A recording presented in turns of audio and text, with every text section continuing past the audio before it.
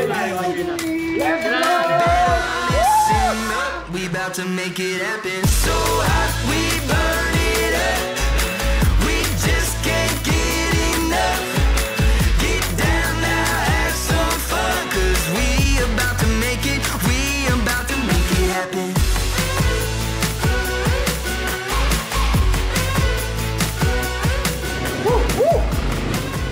You know what, guys? Happy anniversary to us! Happy anniversary! Imagine yun, 1 year na yung resort natin. Grabe. Cheers! Come on! Cheers! Sino ba naman mag-aakala na magiging part owner ako ng resort kung saan ako nagtatrabaho nung estudyante pa ako? You know what, this is the life, man.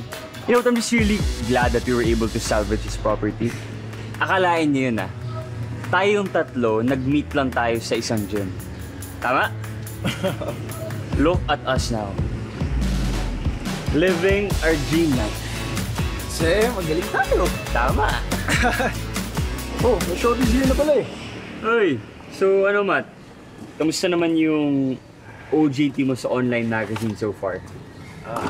Okay naman. Actually, may mga assignments na ako agad eh. That's good! Alam mo kung ako sa'yo, savor the moment na interesado ka pa sa work. Kasi darating ang oras.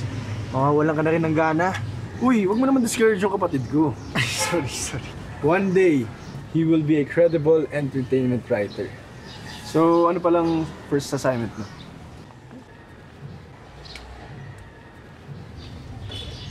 Lovely Dokoy! What? Interest.